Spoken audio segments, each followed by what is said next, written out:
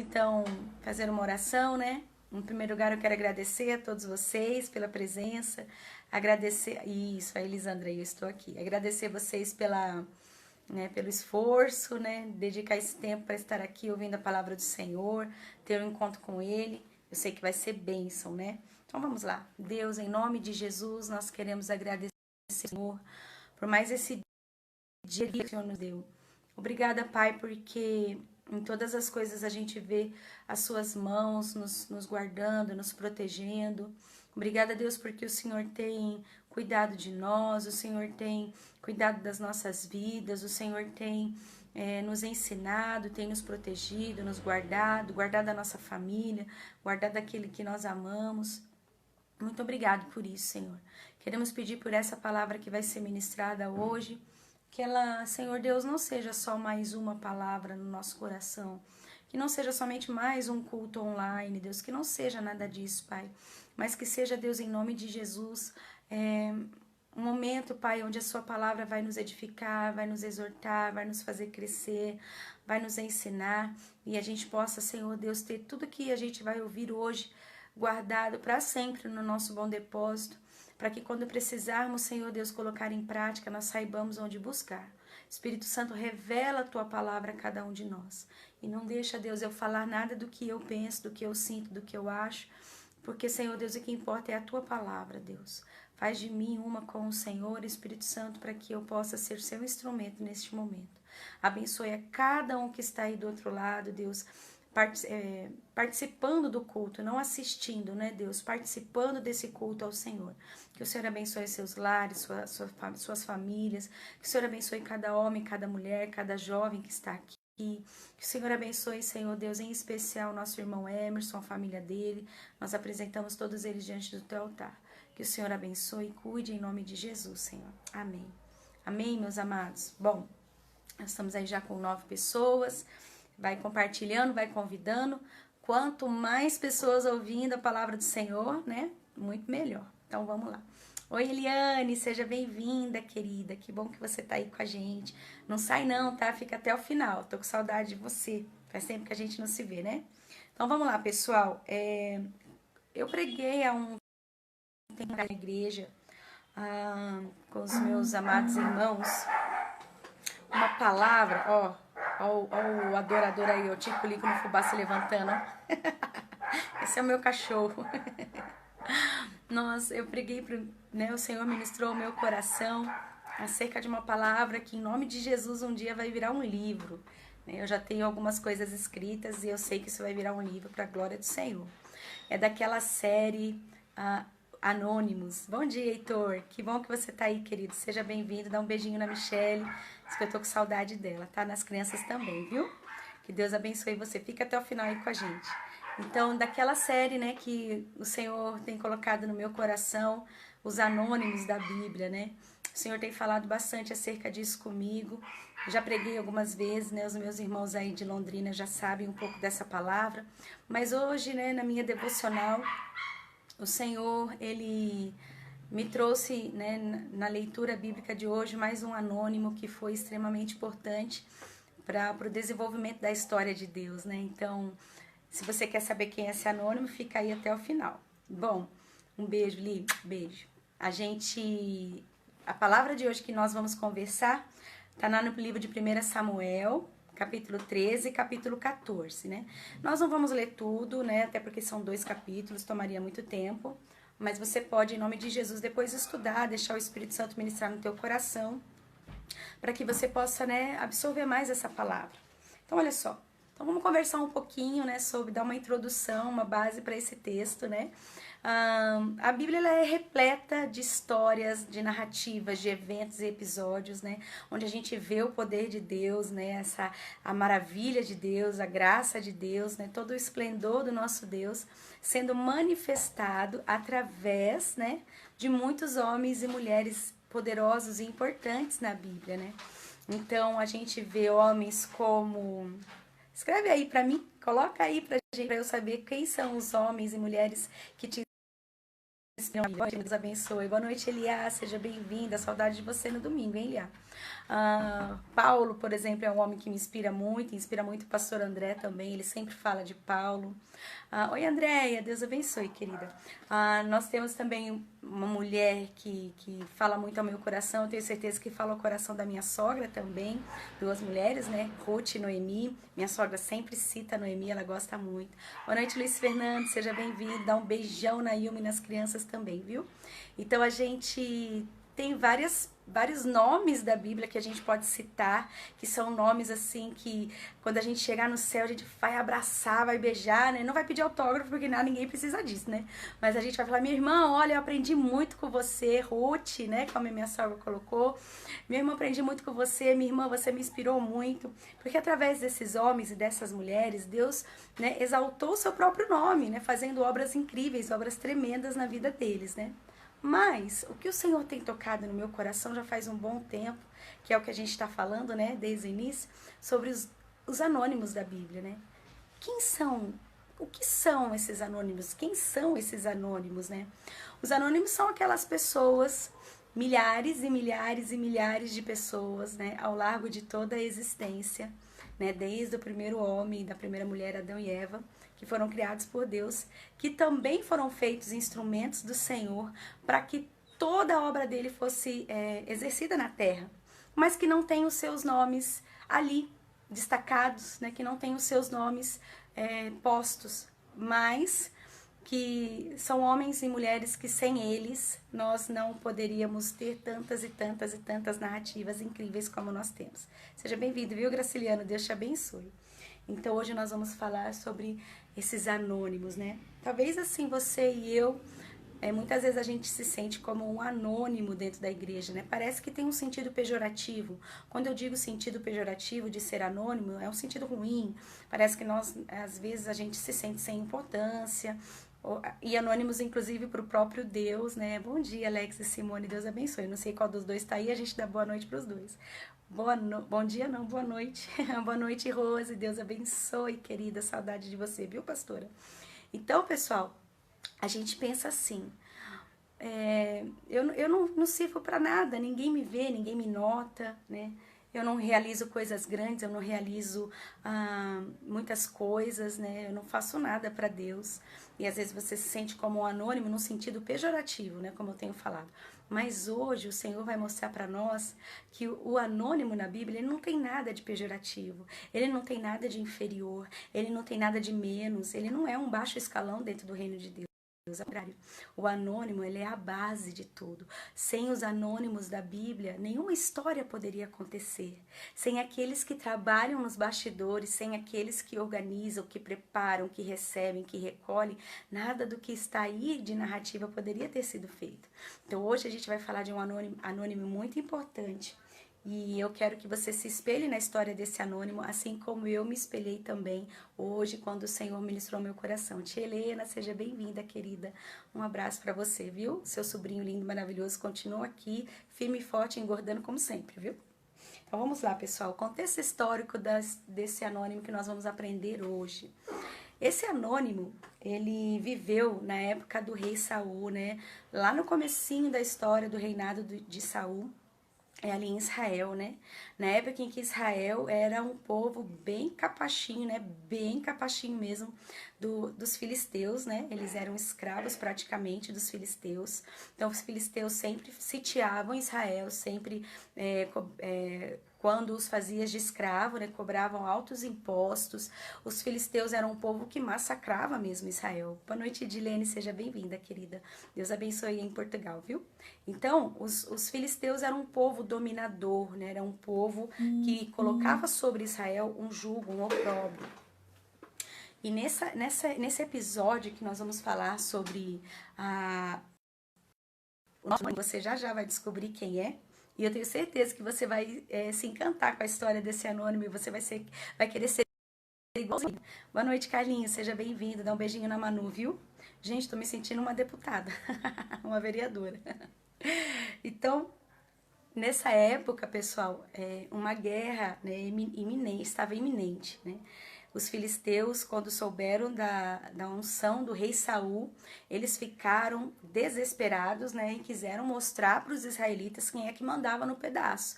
Quem era o dono da boca ali, né? Eles não queriam ceder espaço. Eles não queriam dar nenhuma margenzinha para que o povo de Israel crescesse, para que o povo de Israel soltasse as asinhas. Então, o que aconteceu?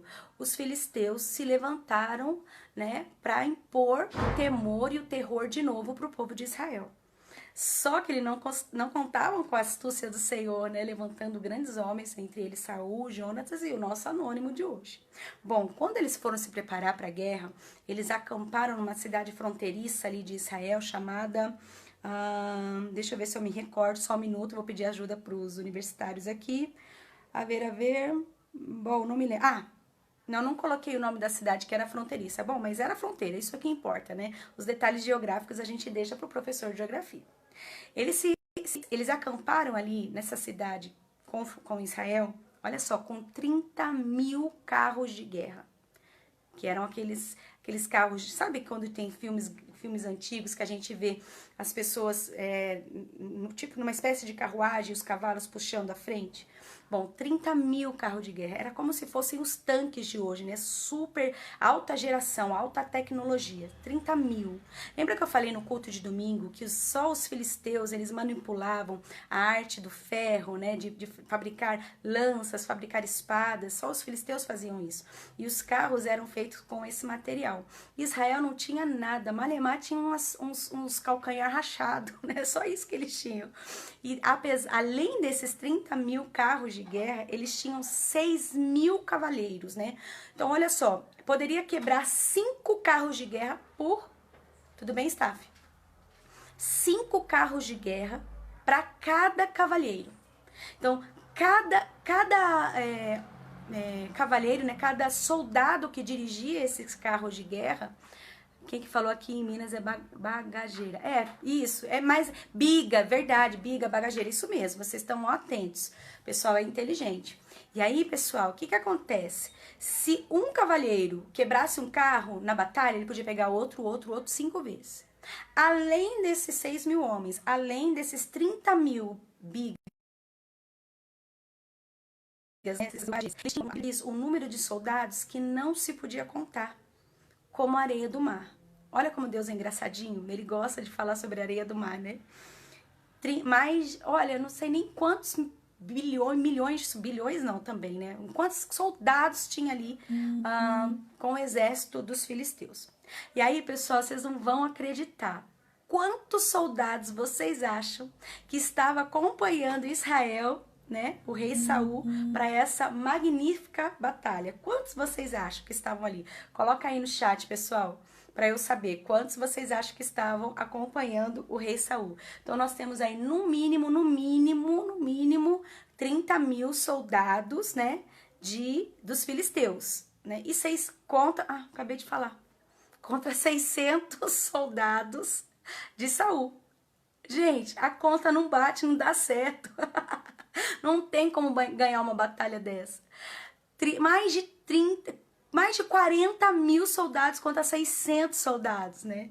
Então, se fosse uma batalha hoje, seria mais ou menos como os Estados Unidos, sei lá, contra o Brasil, vamos por assim, né? Oi, Aninha, seja bem-vinda, querida. Deus te abençoe. Então, pessoal, e aí essa batalha, ela ganha um teor tão forte, tão bonito, tão maravilhoso, justamente por causa desses números que eu falei para vocês. Porque a gente se dá conta, a gente percebe que realmente se transforma em algo sobrenatural, algo que vai além do entendimento, algo que sobrepassa a lógica humana, algo que sobrepassa qualquer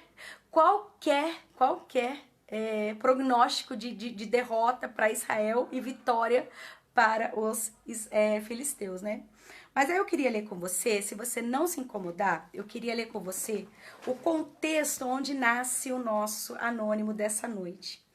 Né? Baseado em tudo isso que eu já falei para vocês, esses números de soldados, esse número de gente, eu vou falar para vocês o contexto em que nós estamos. Olha só, pessoal, se você quiser acompanhar comigo, eu vou ler pausadamente para que todos possam entender, tá? Vou fazer a leitura de pedagoga.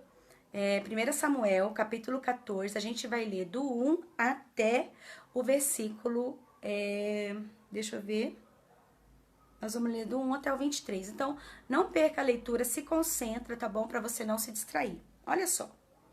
Sucedeu que um dia disse Jonatas, filho de Saul, ao seu jovem escudeiro: vem, passemos a guarnição dos filisteus. Guarnição, pessoal, é acampamento, tá?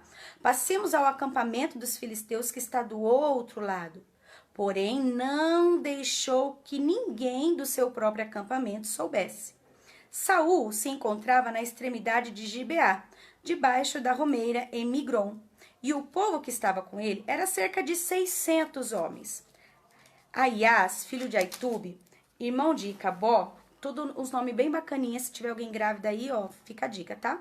Filho de Finéias, filho de Eli, sacerdote do Senhor, em Siló, trazia a estola sacerdotal. O povo não sabia que Jonatas tinha ido.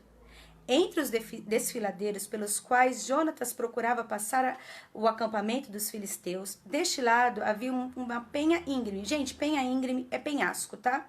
Havia um penhasco e do outro lado um outro penhasco. Um se chamava Bozés e outro Sené. Gente, um dia eu vou trazer uma pregação sobre os nomes deste penhasco, tá? Bozés significa lugar que brilha e Sené significa lugar de espinhos. São dois momentos na vida de todo guerreiro do Senhor, mas outro dia eu falo sobre isso. Uma delas, e a outra, sul, de fronte de Gebá. Agora que a história fica interessante, presta atenção, hein? Olha bem aqui, escuta direitinho. Gruda esses ouvidos aí no celular ou no computador pra você não perder nada. Disse, pois, Jonatas ao seu escudeiro: vem, passamos ao acampamento desses incircuncisos. Porventura o Senhor nos ajudará nisso, porque para o Senhor nenhum impedimento há de livrar com muitos ou com poucos. Então o seu escudeiro lhe disse: olha que gracinha, olha que bonitinho. Faça tudo segundo o seu coração se inclinar, meu Senhor. Eis-me aqui, estou contigo, à sua disposição. O que o Senhor decidir será a minha decisão. Disse, pois, Jonatas: eis que passaremos aqueles homens e nos daremos a conhecer a eles. Se nos disserem assim: parai até que cheguemos a vós outros, então ficaremos onde estamos e não subiremos a eles. Porém, se disserem: subi até nós, então subiremos, pois o Senhor nos entregou nas mãos dos nossos inimigos. Isto nos servirá de sinal. Dando-se, pois, ambos a conhecer o acampamento dos filisteus, disseram estes: eis que os hebreus já estão saindo dos buracos que tinham se escondido. Porque, pessoal, quando os israelitas, tudo homem valente, né? Quando os israelitas viram que eles tinham mais de 40 mil homens, né? Pra vir guerrear contra Israel, sabe o que eles fizeram? Os bonitão dos Morumbi? Eles se esconderam nos buracos, nas covas, eles fugiram para as montanhas, eles se esconderam nos vales. Todos os israelitas, só não 600 que ficaram com os reis, né? Com o rei Saul. Aí ele continua assim, ó. Dando-se, pois, ambos a conhecer agora, eis que já os hebreus estão saindo dos buracos em que se tinham escondido. Os homens da guarnição do acampamento responderam a Jonatas e ao seu escudeiro: subi a nós e nós vamos dar uma lição em vocês. Disse Jonatas ao escudeiro: olha, sobe atrás de mim, porque o Senhor já entregou os nossos inimigos nas nossas mãos. Então, olha só que parte interessante. Trepou Jonatas de gatinhas, quer dizer, ele foi assim, sorrateiro. Olha lá. Me perdi. Cadê o gatinhas aqui? E o seu escudeiro atrás, quer dizer, foi né, assim, no pezinho de valsa, bem devagarzinho um atrás do outro. E os filisteus caíram diante de Jonatas. Outra tradução diz assim: e Jonatas empurrava os filisteus e o seu escudeiro os matava atrás dele. Então, o Jonatas empurrava e ele matava. O Jonatas empurrava e ele matava. Sucedeu esta primeira derrota em que Jonatas e o seu escudeiro, sozinhos, mataram cerca de 20 homens em cerca de meia hora, em meia geira de terra. Pessoal, o que são 20 homens perto de 40 mil? Então, pastora Tânia, que vantagem tem Jonatas ir matar 20 homens com o escudeiro dele se não fez nem cosquinha no exército inimigo? Calma, rapaz, espera um pouquinho aí que você vai ver. Houve grande espanto no arraial do inimigo, no campo em que todo o povo também estava. E até a terra estremeceu. Tudo passou a ser um terror de Deus. Olharam as sentinelas de Saul em Gibeá de Benjamim, e eis que a multidão se dissolvia, correndo uns para lá e outros para cá. Então Saul, que estava com ele, patati patatá, vamos seguir, trazer a arca, babá. 22. Ouvindo, pois, todos os homens de Israel que se esconderam pela região montanhosa de Efraim, que os filisteus fugiram, eles também os perseguiram de perto da peleja. Assim livrou o Senhor a Israel naquele. Galerinha, eu fiz questão de ler a história para vocês terem a dimensão do Paranauê que foi toda essa guerra, toda essa situação. Você vê que tava todo mundo morrendo de medo, Israel escondido de um lado, tudo muvucado nas cavernas, nos vales, nas covas, só 600 homens com o rei Saul. O rei Saul falou assim, cara, vamos dividir isso aqui, vai 300 para um lado, 300 para o outro com Jonatas. E aí o que aconteceu? Jonatas espera todo mundo ficar, né, tranquilo, dormir, e aí ele olha pro escudeiro dele e fala, olha, tive uma ideia mirabolante.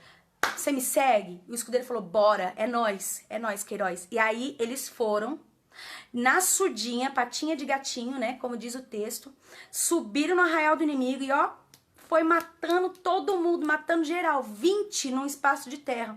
O menino derrubava e o escudeiro matava. O menino derrubava e o escudeiro matava. Bom, o que é que aconteceu nesse momento? Deus venceu então a batalha por causa da atitude de dois homens muito corajosos. Um é Jonatas, o filho do rei, e o outro é o Anônimo, o escudeiro de Jonatas. Porque depois que eles mataram esses 20 homens, a Bíblia diz, como você leu agora, que a terra tremeu, né? Fez aquele escarcéu e virou uma confusão. Se você continuar lendo o texto, virou uma confusão. Filisteu matando filisteu, caindo pra lá, caindo pra cá. E aí, o rei Saul olhou aquilo lá e falou, gente, os filisteus piraram geral, vamos correr lá. E aí chamaram esses 600 homens e foi lá, acabou com eles, matou todo mundo. E vocês nem sabem que eu vou contar uma história, um babado pra vocês aqui. Quando esses 40 mil soldados chegaram para matar o exército de Israel, sabe o que os israelitas fizeram? Os que não se esconderam, debandaram lá para o outro lado dos filisteus, os traidores. Falei, você é doido? Vou morrer aqui, eu vou pular para o outro lado. E aí eles descambaram para o outro lado. Quando esses traidores viram que Jonatas e o escudeiro tinham matado 20 e que depois 600 estava vindo tocar o terror, aí eles voltaram. Quer dizer, Jonatas e o escudeiro foram instrumentos de Deus até para trazer os desviados de volta. Tá vendo o que acontece? Bom, o que nós podemos aprender com esse anônimo? É óbvio que eu estou falando do escudeiro. O nosso personagem principal da história de hoje é esse anônimo, que não tem nome, a gente não sabe de onde vem, para onde foi, se era alto, se era baixo, se era bonito, se era feio, se tinha posse ou se não tinha, provavelmente não tinha, senão não seria escudeiro.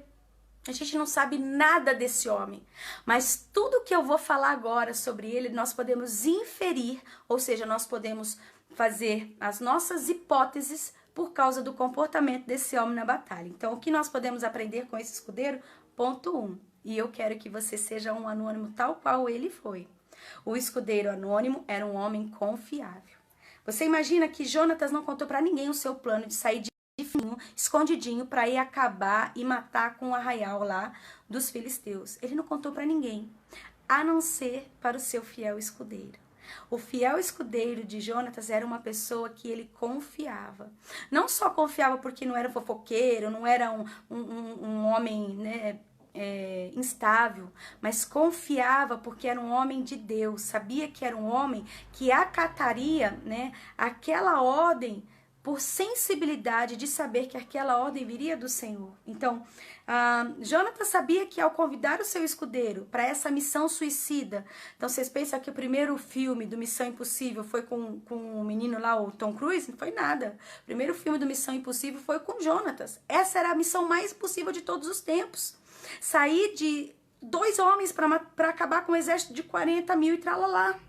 Então, ele falou assim, olha, escudeiro, eu tenho este plano. Você me segue? Você quer ir? E o escudeiro disse, sim, tô contigo, é nós Queiroz. Onde você for, eu vou. O que do seu do coração decidir, eu vou decidir. Então Jonatas sabia que o seu escudeiro estaria a postos para qualquer decisão. Sabia que era um homem que não ia impor condições. Ó, beleza, eu vou com você, mas aí quando a gente voltar, você me manda de volta para casa, ou o que eu vou ganhar disso, ou você deixa eu recolher os despojos, eu posso fazer tal coisa, então, mas depois você me dá folga, depois eu posso fazer a ponte, né, e não trabalhar no outro dia. Ele não impôs condição nenhuma. Ele disse, vamos, uma missão junto. E ele foi. Então, assim, o fato desse escudeiro ter essa atitude nos mostra como este anônimo era um homem extremamente confiável, né? Um homem extremamente fiel, né? E um homem, assim, top das galáxias, aquela pessoa. Sabe aquele tipo de pessoa que não pode faltar em nenhum evento?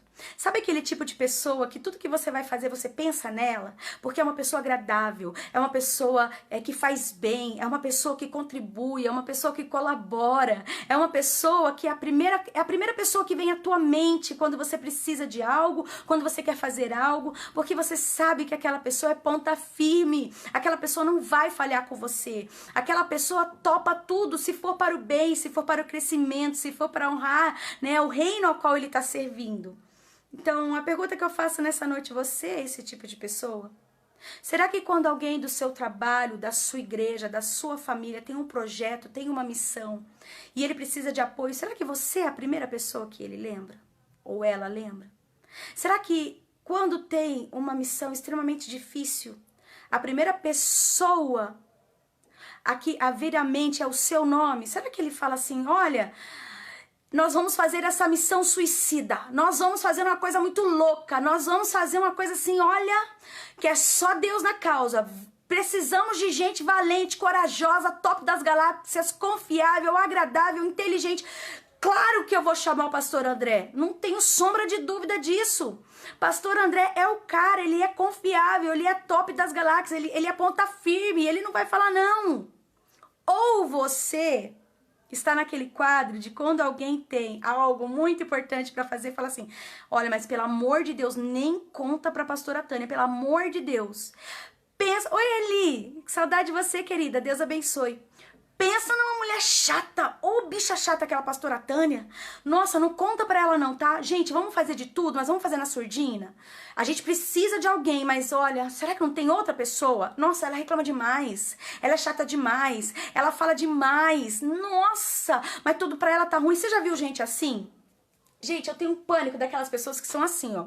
Você fala assim pra elas, ó, menina, eu tô com uma dificuldade. Ih, é boba, isso não é nada. Você tá com uma, eu tô com 10 dificuldades. Sabe aquela pessoa que você fala assim, olha, eu tô precisando tanto de X coisa. Você tá precisando de X? Tô precisando de X, Y e Z. Você não sabe de nada. Ou aquela pessoa que você conta os planos, né? Que é o que o pastor André sempre fala, né? O amigo coveiro.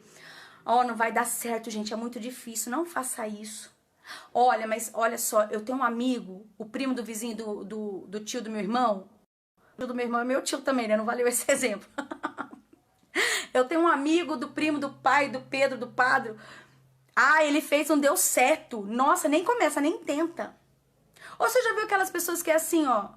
Tudo que você fala, ela tá cansada, tá cansada. Ah, eu não quero, tô enjoada, não serve pra mim. Você já viu? Qual tipo de pessoa você é quando traz quando vem a mente do outro, do terceiro? Você é o primeiro a ser chamado quando um projeto é difícil. Ou você é o primeiro a ser ignorado quando algo importante tem que acontecer.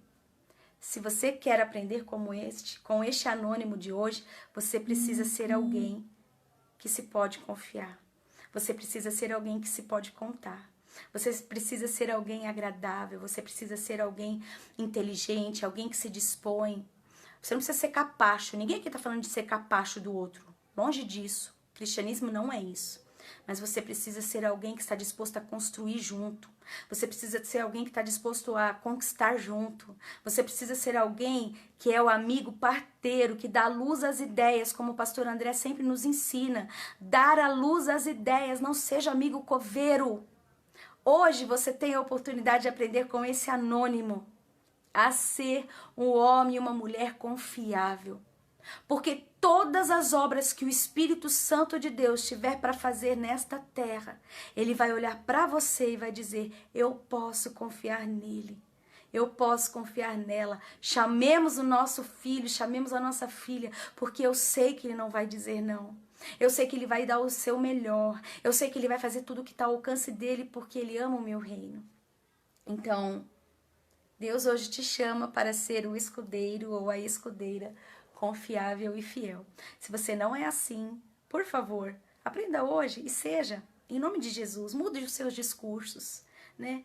Não fique para baixo, não fique deprimido o tempo todo, cansado o tempo todo, cômodo o tempo todo, vitiminha o tempo todo. Chega, isso é chato. Não seja assim. Ninguém quer você quando você está desse jeito.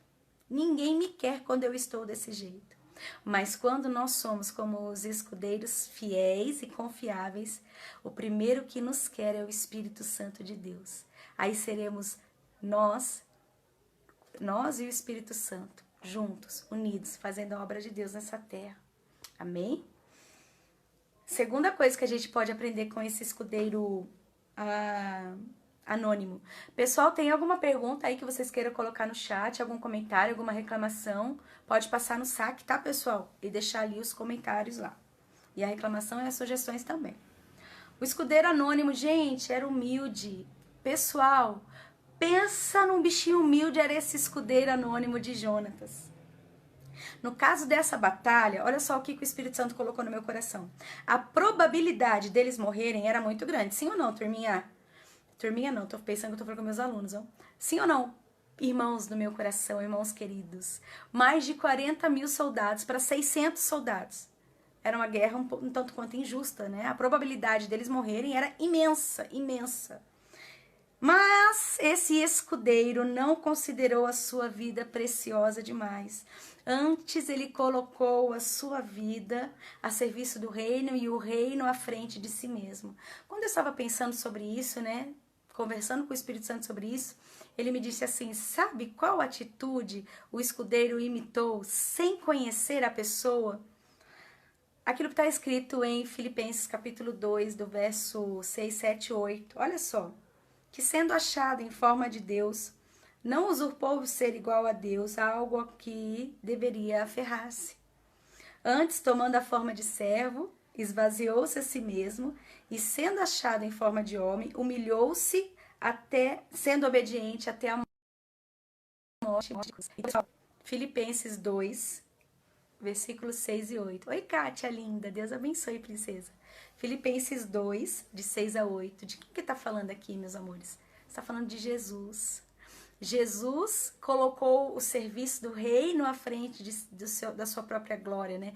Ele esvaziou-se de si mesmo, né? Ele humilhou-se a si mesmo em favor dos filhos dele, em favor do reino de Deus, da vontade de Deus, né? E quando o escudeiro disse para Jonatas, né? Eu vou com você, não importa a minha vida, não tomarei a minha vida como algo preciosa, algo que eu tenho que aferrar-me. O que é essa vida? Vamos filosofar agora, meus irmãos, o que é essa vida? Senão um momento, um piscar de olhos diante de toda a nossa eternidade. Então esse escudeiro fiel, ele disse: nada que seja meu ou eu mesmo é mais importante do que o serviço ao meu Senhor Jonatas e o meu serviço ao meu Deus, servindo a este reino. Gente, ele imitou a atitude de Jesus sem conhecer Jesus. Ele imitou aquilo que Jesus fez cerca de 2000 anos antes de Jesus vir, ou 1500 anos antes de Jesus nascer. Agora eu pergunto para vocês, cara pálida, nós conhecemos a Jesus. Jesus habita dentro de nós por meio do Espírito Santo. Nós temos todo o registro da história bíblica ao nosso favor. Nós conhecemos aquele que deixou a sua glória, deixou o trono eterno de adoração no céu pelos anjos e se fez homem, carne, ser insignificante enquanto ser humano. E veio à terra e se humilhou e foi escarnecido e usurparam da sua glória e ele foi feito maldito por mim e por você. Não se considerou mais precioso do que o amor que ele tem por nós. Não sei se ficou claro o que eu quis dizer. E nós somos conhecedores disso, podemos imitá-lo. Tanto é que o versículo de Filipenses 2 começa exatamente assim. E seja o vosso sentir o mesmo que foi de Cristo Jesus, que haja em vossos corações, em outras traduções, o mesmo sentir e o mesmo pensar que houve em Cristo Jesus. Então, neste ponto, nós devemos tirar o chapéu, a boina, a peruca, seja lá o que for, para esse escudeiro fiel que imitou a atitude de Jesus sem conhecê-lo. E eu e você conhecemos a história inteira. E às vezes nos julgamos e nos consideramos tão importantes. Tão importantes.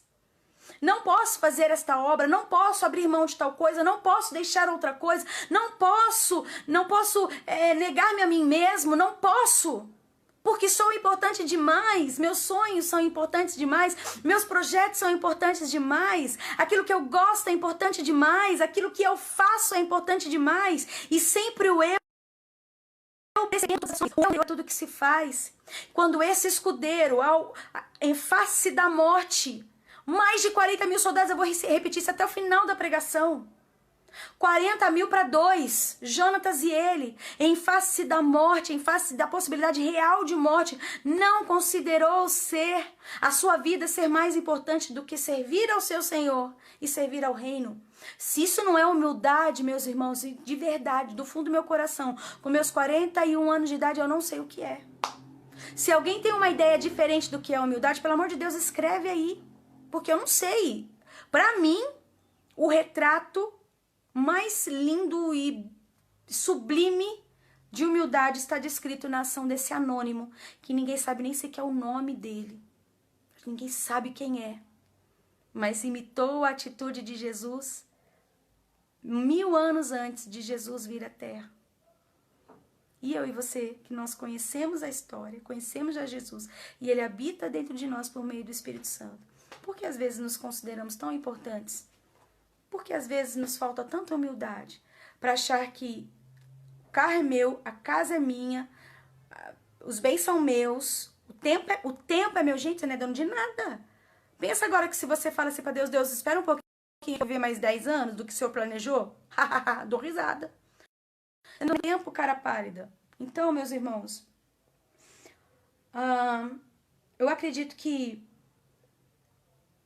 a humildade, ela precede, né? A humildade precede a essência do verdadeiro discípulo. E aí, olha só.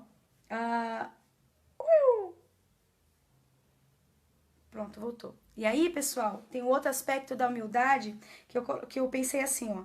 Além disso, mesmo que eles não morressem, vamos supor que por um milagre, como foi o caso, né? Eles ganhassem ali a batalha. E eles vivessem esse milagre do Senhor. O nome dele não seria lembrado.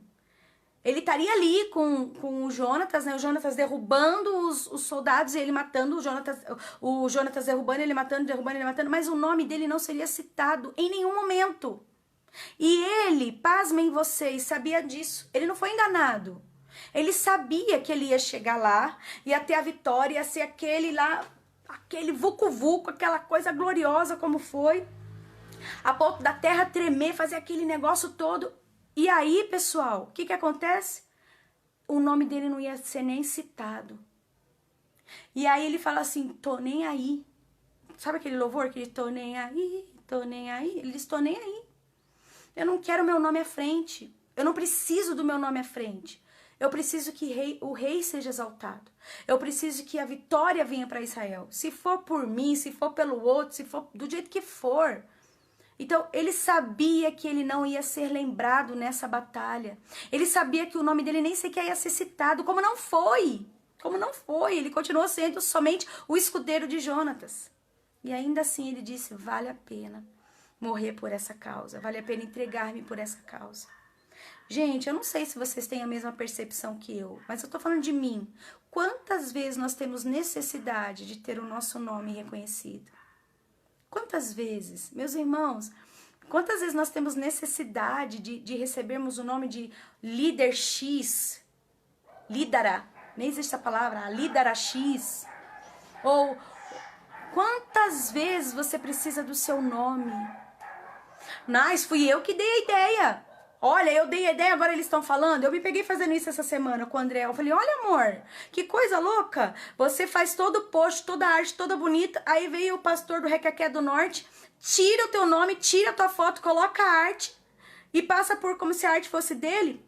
E aí o gentleman, né, do meu marido, ele diz, não importa, a palavra tá sendo pregada. Eu, paf, paf, paf. E é isso mesmo. Não importa se foi ele que escreveu, se foi ele que fez, se ele teve a ideia, se não teve. O importante é que as pessoas leram que os milagres acontecem para aqueles que creem. Então não importa, meu irmão, se o teu nome não tá ou não tá, se você foi citado como autor da ideia, se não foi, não importa.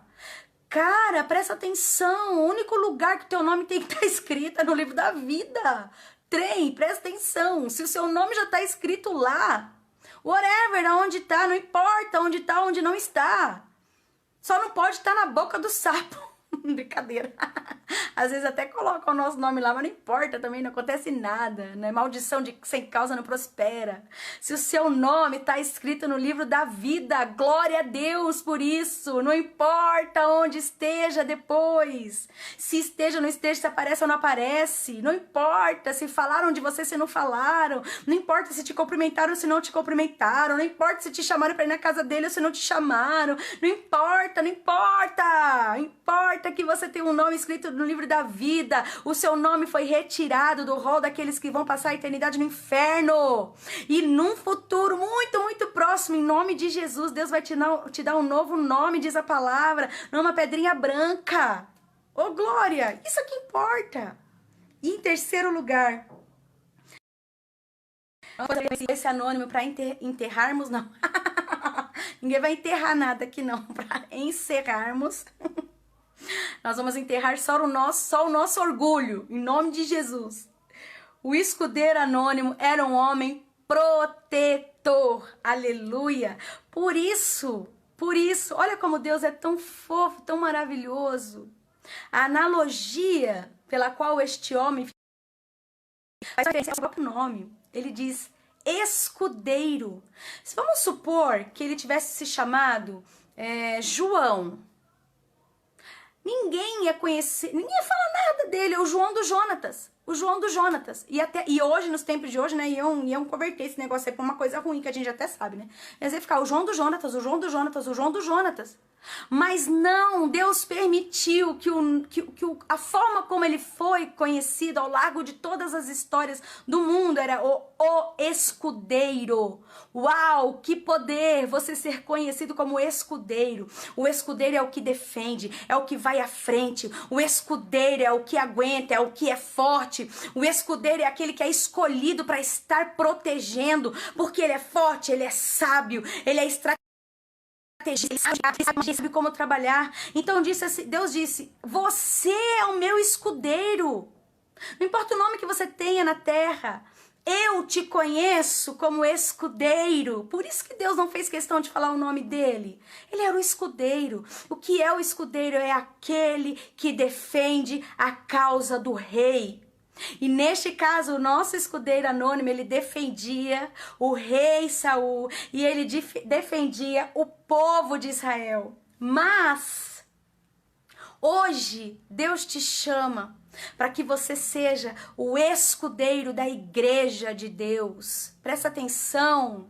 Defenda a noiva de Cristo, lute pela noiva de Cristo, seja o escudeiro ou a escudeira anônima do reino de Deus hoje. Proteja a palavra, proteja o evangelho contra o ataque do inimigo, proteja os teus irmãos de pecarem, cuide dele, seja o escudeiro forte do teu irmão, da tua irmã que está ao seu lado, seja o escudeiro forte do teu pastor, da tua pastora, seja o escudeiro forte dos teus adolescentes, seja o escudeiro forte das tuas crianças, seja o escudeiro forte da casa do Senhor, seja o protetor da santidade no reino, seja um escudeiro anônimo hoje em nome de Jesus. Não queira que te conheçam pelo nome, porque daqui a um tempo quem é a Tânia na fila do pão não é ninguém, nada.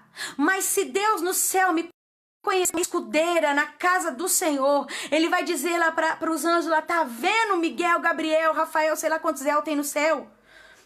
Vou ter um rap agora, o El no céu, Rafael, Miguel. Não importa, ele vai falar assim, olha a minha escudeira. olha ela, não tem nem tamanho de gente. Mas o inimigo vê aquele escudo, bate em retirada, porque ali tem força, ali tem fé, ali tem garra, ali tem compromisso com a palavra. Seja um escudeiro, uma escudeira anônima do reino de Deus, que ninguém saiba o teu nome em nome de Jesus. Porque se estão vendo o teu nome, se sabe quem você é. Olha pra mim, olha bem pra mim agora, olha pra essa pelota preta que tá aqui. Se alguém tá vendo você, é porque o seu escudo tá pra baixo. Então eles sabem quem você é. Ah, ali tá o Ivan. Ah, ali tá a Wanda. Ah, ali... Então significa que o escudo tá pra baixo. Mas se você tá com o escudo empenhado, ninguém vê o seu rosto. Significa, pessoal, que as pessoas só estão vendo a tua força em Deus. Então não importa que não conheçam o teu nome, desde que saibam que ali há um escudo forte. A palavra de Deus faz alusão ao escudo no teclado. Eu tava lendo o teclado aqui. No texto, olha só, do Salmo 21, dos salmos que eu mais gosto. Diz assim, ó. Ele o cobrirá com as suas penas, e sobre as suas asas você encontrará refúgio. A fidelidade será o quê? Gente do céu, será o quê? A fidelidade será o seu escudo protetor.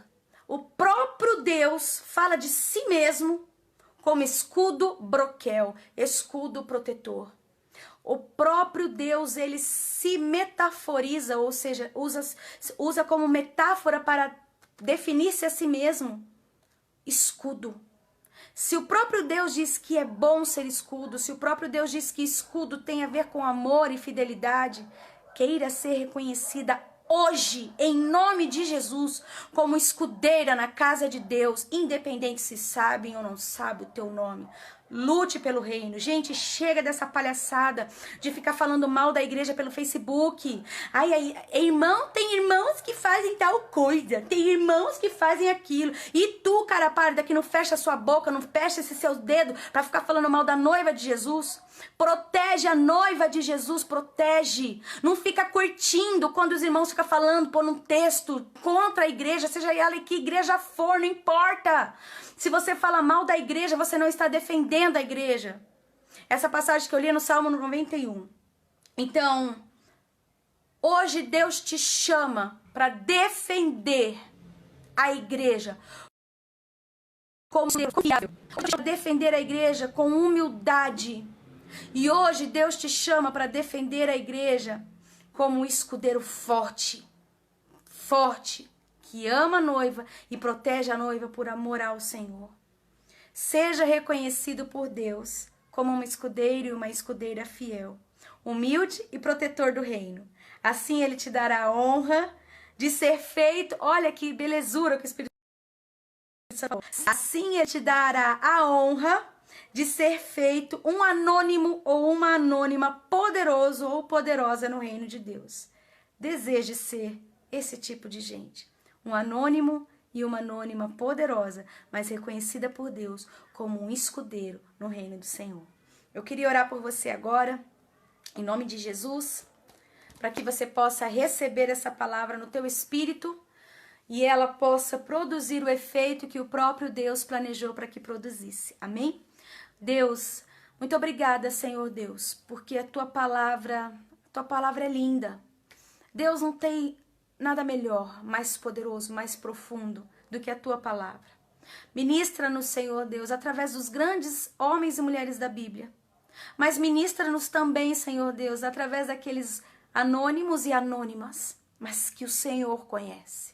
Faz com que os nossos olhos aprendam com eles. Que nós não tenhamos desejo nem necessidade, Senhor Deus, de reconhecimento. Mas que, como ouvimos hoje, Senhor Deus, possamos ser para o Senhor como este escudeiro, Deus, que não usurpou a sua vida como algo precioso. Pai amado, mas que decidiu entregar-se como um escudeiro protetor do teu reino na batalha contra um poderoso inimigo. Faz isso, Senhor Deus, em nós também. Faz de nós escudeiros fortes, Senhor Deus, que possamos, Senhor Deus, não ser sequer vistos, que ninguém nos veja, mas que possamos estar com o escudo embanhado, protegendo o teu reino, protegendo a tua palavra, protegendo a tua santidade, protegendo, Senhor Deus, os nossos irmãos. Faz de nós um escudeiro ou uma escudeira anônima. Dá-nos essa honra, Senhor. É assim que eu oro, agradecida, Deus, em nome de Jesus. Amém. Amém, meus amores? Gente, estamos chegando mais o final desse bate-canal, né? Desse bate-tadel. E a gente